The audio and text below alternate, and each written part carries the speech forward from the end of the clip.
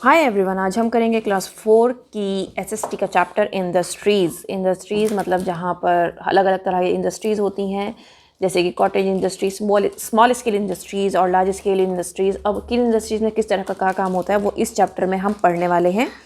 India is a developing nation and industries play a vital role in its economy.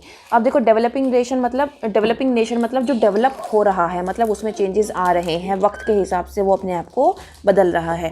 ठीक है, पहले क्या थी, अब जैसे सब कुछ डिजिटल हो गया, ठीक है, सब कुछ ऑनलाइन होता है सारे काम, तो अब ये सब क्या है, डेवलप हो रही हैं इंडिया में चीज़ें। लेकिन अगर हम अपनी इंडिया को बाहर की कंट्रीज़ से अगर कंपेयर करें तो इंडिया बहुत पीछे है, क्योंकि बाहर की जो कंट्रीज़ हैं उनमें ये सब चीज़ें बहुत पहले से बहुत टाइम से यूज़ हो रही हैं।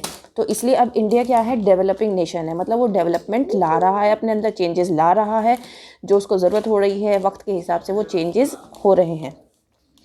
और इंडस्ट्रीज़ क्या करती हैं, एक बहुत ही इम्पॉर्टेंट रोल प्ले करती हैं इसकी इकोनॉमी के लिए। इकोनॉमी मतलब जो पैसा जो आता है, मतलब जो इकोनॉमिक पावर होती है, जो इसकी इंडिया का जो करेंसी रेट है उसको बढ़ाने में, कम करने में इंडस्ट्रीज़ का बहुत बड़ा रोल होता है। And industry is a place that manufactures good. Industry एक ऐसी प्लेस है जहाँ पर कोई भी सामान मैन्युफैक्चर होता है। मैन्युफैक्चर का मतलब होता है बनना। अब जैसे आपके बैग्स हैं, या फिर आपकी शर्ट्स हैं, पैंट्स हैं, ड्रेसेस है, यूनिफॉर्म है, तो ये सब क्या हो रही है, ये मैन्युफैक्चर हो रही हैं, और इन सब की अलग अलग इंडस्ट्रीज़ होती हैं।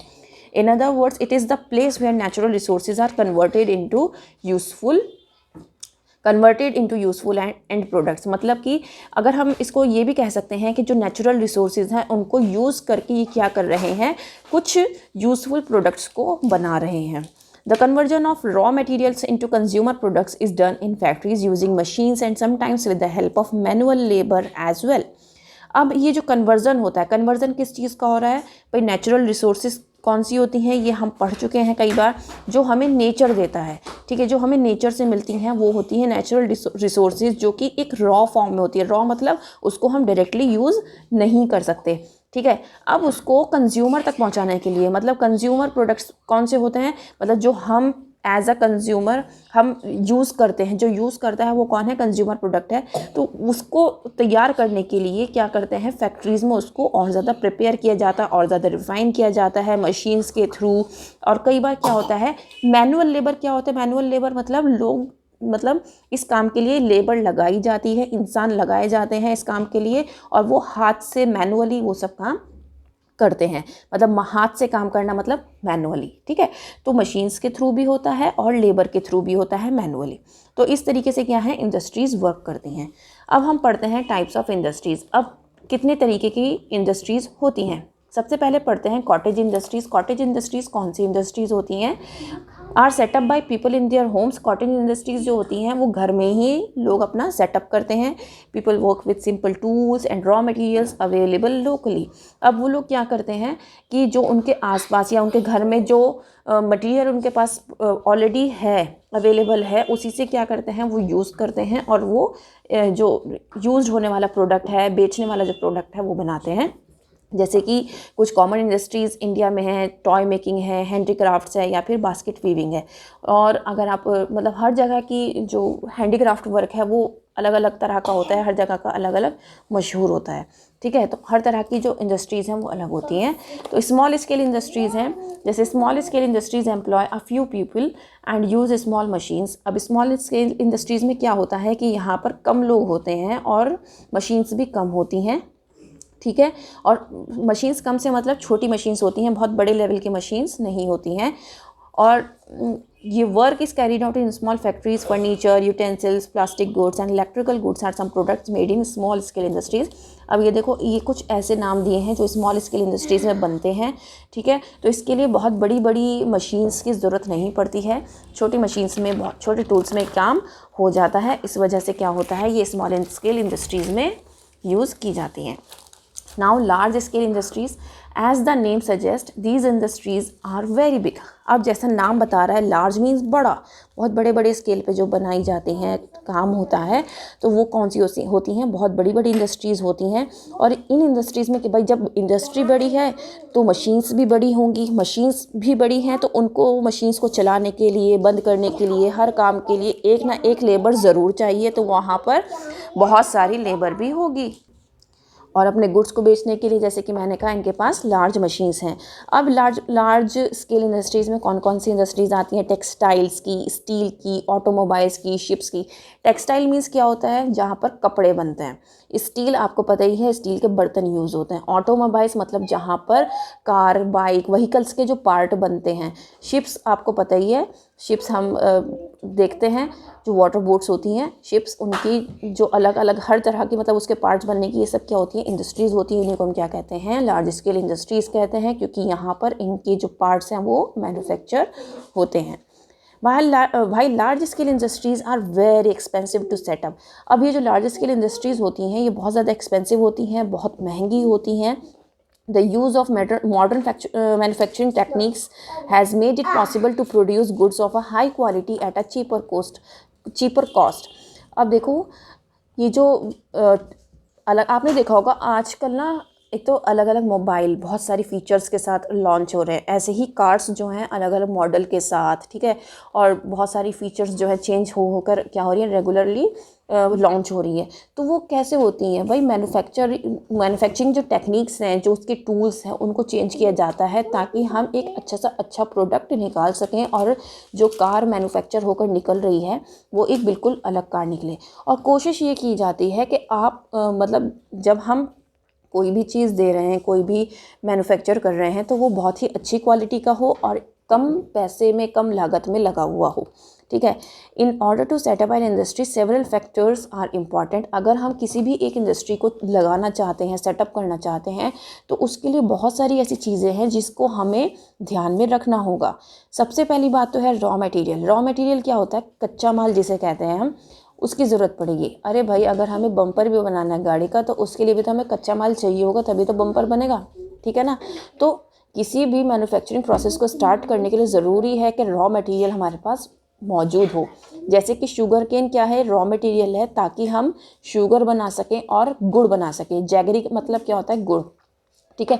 तो गुड़ बनाने के लिए, चीनी बनाने के लिए, यहाँ तक कि आपकी अल्कोहल बनाने के लिए किस चीज़ का यूज़ किया जाता है? शुगर केन का यूज़ किया जाता है। और शुगर मिल होती है, आपने देखा होगा, एक है मनसूपुर शुगर मिल है, एक मेरठ में भी है, एक यहाँ पर मोदी नगर में भी है मोदी शुगर मिल। तो इस तरह से बहुत अलग अलग शुगर मिल्स होती हैं जो प्रेजेंट होती हैं। तो ये क्या करती हैं? शुगर केन लेती हैं और उससे शुगर बनाती हैं, जैगरी बनाती हैं, और क्या करती हैं? अल्कोहल बनाने में भी हेल्पफुल रहती हैं। Machines are needed to change the raw materials into finished products. अब मशीन्स का क्या यूज़ होता है? मशीन्स हमें ज़रूरत पड़ती है मशीन्स की, ताकि हम जो रॉ मटेरियल है उसको, रॉ मटेरियल क्या है? शुगर केन है, इसको हम किस में? फिनिश्ड प्रोडक्ट्स में उसको चेंज कर सकें। फिनिश्ड प्रोडक्ट क्या है हमारा? शुगर है या फिर गुड़ है। In order for machines to function electricity is required. अब भाई मशीन तो तभी काम करेगी जब इलेक्ट्रिसिटी होगी, बिजली होगी। बिजली के बिना तो ये काम भी नहीं करेगी मशीन, ठीक है। Human resources such as workers, mechanics, engineers, scientist and administrators are required. अब किसी भी इंडस्ट्री को चलाने के लिए इन सब चीज़ों की ज़रूरत पड़ेगी। भाई वहाँ पर काम करने वाले लोग भी होने चाहिए, मैकेनिक्स भी होने चाहिए, इंजीनियर्स भी होने चाहिए। अगर कोई मशीन में थोड़ी बहुत ख़राबी आ जाती है तो भाई देखेगा कौन? साइंटिस्ट भी होने चाहिए और एडमिनिस्ट्रेटर्स भी होने चाहिए। साइंटिस्ट क्यों होने चाहिए भैया? वही तो देख के बताएंगे कि भाई जो हम काम कर रहे हैं, ये जो एक्सपेरिमेंट हो रहा है, ये सही हो रहा है या नहीं हो रहा है। तो ये सब कौन हो रहा है? ये सब कौन बताएगा? साइंटिस्ट बताएगा। एडमिनिस्ट्रेटर्स क्या करेंगे? इन सबको वो करेंगे, मॉनिटर करेंगे भाई ये सब काम कर भी रहे हैं या नहीं, या फिर उनको डिवाइड करेंगे कि भाई आपको ये वाला काम करना है, आपको ये वाला काम करना है। तो एडमिनिस्ट्रेशन का जो काम है वो ये होगा। So these people are needed to put the plans into action. तो इन तरीक़ों से क्या होगा? जब ये लोग सब मिलकर काम करेंगे तभी जो हमने सोचा है, हमने प्लानिंग की है, वो हम कर पाएंगे। In order to make the end product को बनाने के लिए। एंड प्रोडक्ट क्या है हमारा? हमारे शुगर या फिर जैगरी है एंड प्रोडक्ट, और हमारा रॉ मटेरियल क्या था? शुगर केन, ठीक है। Money is required to buy raw materials. अब सबसे बड़ी बात, हमारे पास पैसा होना चाहिए जब भी हम कोई भी इंडस्ट्री सेटअप कर रहे हों। रॉ मटेरियल्स हमने सबसे पहले पढ़ा है कच्चा माल। अगर हम कच्चा माल खरीद रहे हैं तो हमारे पास पैसे होने बहुत ज़रूरी हैं, क्योंकि कच्चा माल खरीदेंगे, मशीनरी खरीदेंगे और लेबर की जो उसने लेबर की है, मतलब जो लोग काम करेंगे वहाँ पर, उनकी भी तो तनख्वाह देनी है हमें, उनकी भी तो पेमेंट करना है, उनको भी तो पैसे देने हैं, उनकी भी तो पे देनी है, तो उसके लिए भी हमारे पास पैसा होना चाहिए। तो कुल मिलाकर हम ये कह सकते हैं कि वहाँ पर हमें बहुत पैसे की ज़रूरत पड़ने वाली है जब हम लार्ज स्केल इंडस्ट्रीज सेटअप कर रहे हों। और सबसे बड़ी बात, ट्रांसपोर्टेशन बहुत बड़ा रोल प्ले करता है। भाई ट्रांसपोर्ट नहीं होगा तो जितना भी हमें रॉ मटेरियल की ज़रूरत पड़ेगी वो एक जगह से दूसरी जगह कैसे चला जाएगा। अब हमने मान के चलो हमने दिल्ली में कोई फैक्ट्री सेटअप की, लेकिन हमारा जो सामान आएगा, हमारा जो रॉ मटेरियल आएगा वो यूपी के किसी एरिया से आने वाला है। तो आप खुद बताओ, हम हैं दिल्ली में, यूपी से आने वाला है, तो ट्रांसपोर्टेशन चार्जेस तो लगेंगे ना, ठीक है। तो उसके लिए क्या होगा, उसके लिए हमें ट्रांसपोर्ट चाहिए, ज़रूरी है, ठीक है। और end products need to be transported to different markets across the country and the world. अब जो हम सामान बना रहे हैं ये ज़रूरी थोड़ी ना कि हम दिल्ली में यूज़ कर लेंगे, ऐसा भी पॉसिबल नहीं है, ठीक है। अब जो चीज़ हम बना रहे हैं वो पूरी दुनिया में सब कंट्रीज़ में डिस्ट्रीब्यूट किया जाता है। अब देखो मैंने आपको शुगर मिल की बताई थी कि भाई मंसूरपुर में है, एक मेरठ में है, एक मोदी नगर में है, ठीक है। 3 जगह मैंने आपको शुगर मिल गिनवा दी। अब ऐसा तो है नहीं कि जो जहाँ पर है वो वहीं पर के लोग शुगर और जैगरी यूज़ करते हैं या अल्कोहल यूज़ करते हैं। पूरी दुनिया में ये सब चीज़ें यूज़ की जाती हैं, सब जगह डिस्ट्रीब्यूट होती हैं। तो हम भी शुगर खाते हैं, हम भी जैगरी खाते हैं और हम अल्कोहल भी लेते हैं ना, हम सब चीज़ें लेते हैं। तो ये क्या हो गया, ये सब चीज़ें मतलब पूरी दुनिया में सब लोगों के पास क्या है, ये सब लोगों के पास पहुंच रही हैं, सब जगह डिस्ट्रीब्यूट हो रही हैं। तो डिस्ट्रीब्यूशन के लिए हमें ट्रांसपोर्टेशन की बहुत ज़रूरत है, ताकि वो एक जगह से दूसरी जगह सारा सामान जो एंड प्रोडक्ट है वो जा सके। अब कुछ इंपॉर्टेंट इंडस्ट्रीज़ हैं और उनकी लोकेशंस हैं जो आपको पता होनी चाहिए कौन सी कहाँ पर है। जैसे कि आयरन और स्टील इंडस्ट्री है भिलाई, जमशेदपुर, विशाखापट्टनम में। ऑटोमोबाइल की है Jamshedpur, Jabalpur, Chennai, Nashik, Pune and Gurgaon. Cotton textile की है Madurai, Kanpur, Kolkata, Surat and Mumbai. Then electric goods की है पुणे, मुंबई, चेन्नई, कोयम्बटूर। शिप बिल्डिंग की है मुंबई, कोची एंड विशाखापट्टनम। इंजीनियरिंग की है, मतलब क्रेन्स और पंप्स, टेलीफोन्स वगैरह की कहाँ पर है, Kanpur, Kolkata, Chennai, Bengaluru and Delhi. Oil refineries कहाँ पर है, जहाँ पर ऑयल निकाला जाता है, बिहार, असम और गुजरात। इस तरीके से क्या है, आपको अलग अलग इंडस्ट्रीज़ के नाम पता चल गए, लोकेशंस पता चल गई कहाँ पर हैं। अब आपको क्या करना है, जो कि इस बुक में नहीं गिवन है, आपको मैप लेना है और मैप को आपको देखना है। मैप में आपको इन सबको क्या करना है, पॉइंट आउट करना है कि कौन सी इंडस्ट्रीज़ कहाँ पर है। आपको मैप में हर एक चीज़ याद होनी चाहिए, हर एक इंडस्ट्री हर एक स्टेट के साथ आपको याद होनी चाहिए कि कहाँ पर लोकेटेड है, ठीक है। और मैप में याद होनी चाहिए। तो अभी से प्रैक्टिस करोगे, क्योंकि यही चैप्टर सेम चैप्टर आपका 5th क्लास में भी और 5th क्लास में आपके मैप भी हैं। तो अभी से प्रैक्टिस स्टार्ट कर दो, तो नेक्स्ट टाइम तक क्या होगा, आप बिल्कुल अच्छे से पुख्ता हो जाओगे, आपकी कोई गलती नहीं होगी। अगर ये चैप्टर आपको बहुत अच्छे से समझ में आया हो तो लाइक शेयर ज़रूर करना, चैनल को सब्सक्राइब करना बिल्कुल मत भूलना। That's all, thank you.